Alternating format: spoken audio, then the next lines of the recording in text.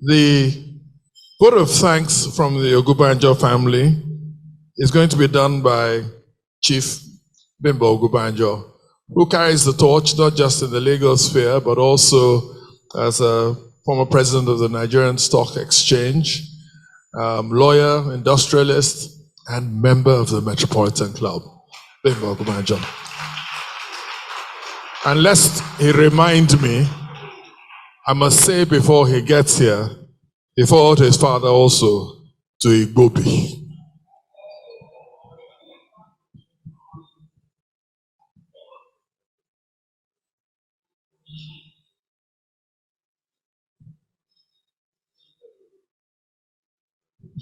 Thank you very much.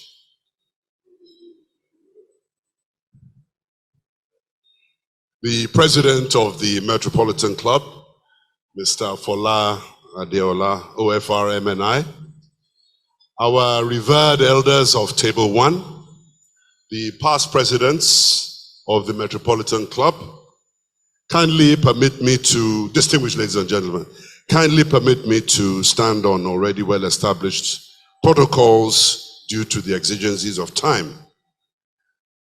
Given all the beautiful and poignant testimonies we've heard here today, and despite the legendary foresight that Papa is reputed to have possessed, I doubt very much that he could have envisaged the enduring relationships that membership of this most prestigious club has earned our family. Permit me to put some historical context to this statement. Papa was invited to join the Metropolitan Club by an expatriate gentleman called Chief Joe Harold, one of the founding fathers of the club and proprietor of the Ikeja Arms Inn, now Ikeja Airport Hotel, a client of Chief's at the time. Papa was admitted into membership on 25th April 1963, just 8 months short of his 40th birthday, with membership number 03. For the non-members amongst us, that simply means that he was the third member with a surname starting with O to be admitted into membership of the club. He had just emerged from the dissolution of his law firm partnership with Chief S.L. Akintola and Honorable Justice Michael Odesonya, both of blessed memory, and was in the second year of practicing as a sole proprietor in the name and style of Chris Ogunbanjo and Co. Therefore, his admission into membership of the club could be said to be very timely, as it very much complemented the deluge of work and clients seeking his professional services at the time. Aside from the club serving as a veritable platform for him to frequently contribute to the discourse on Nigeria's economic development following Nigeria's independence, Papa loved entertaining people. And I recall that our house, both in Apapa in the 60s and later on in the 70s in Ikoyi, was a beehive of social activities. As he himself stated in his biography, my body chemistry is such that I am happier whenever I have people around me to interact with. The Metropolitan Club was Papa's home away from home. Tuesday lunches were like clockwork for him. He made sure nothing came in between 12 p.m. and 3 p.m. every blessed day.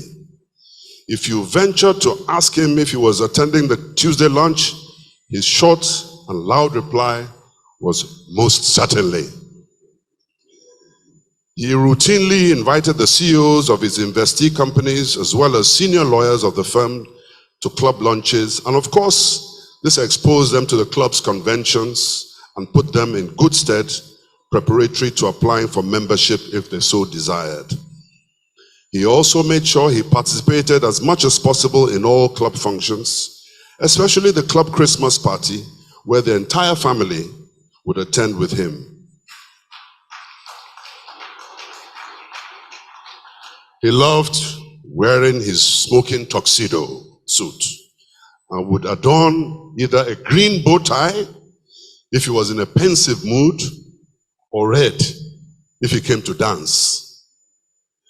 Even during COVID, when the club had to shut down, he would insist that I take him to the club to check whether it had reopened. After satisfying himself that it was truly closed, we would proceed to the Lepiserie supermarket down the road from here for his weekly shopping of apples, stockfish, and vintage wines. Those were Papa's happiest hours. And so when I thank the club for honoring our father with this event, I say it with the deepest gratitude. Because without the club, I'm not quite sure how Papa would have survived to 100 years. Yes.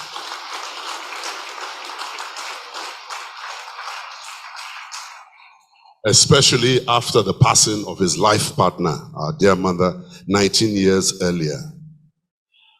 Papa did not regard the club merely as a social citadel. Far from it. He used the bonds of friendship as a platform for peace and conflict resolution, a cause for which he established the Chris Ogunbanjo Foundation. Whilst Papa concluded several deals over cocktails and a handshake in the corridors of this great club, the club also represented an elite forum where many broken fences were mended and relationships restored. He was dogmatic in choosing men and women of integrity with high moral values as business partners or associates. He always advocated transparency, honesty, and accountability in business dealings to all who cared to listen, and the membership of the club represented the ethical values he held close to his heart. I recall an incident in the early 90s when Papa had already retired from the practice. A certain over-exuberant, now deceased journalist had made allegations of financial impropriety against the firm in relation to a land transaction.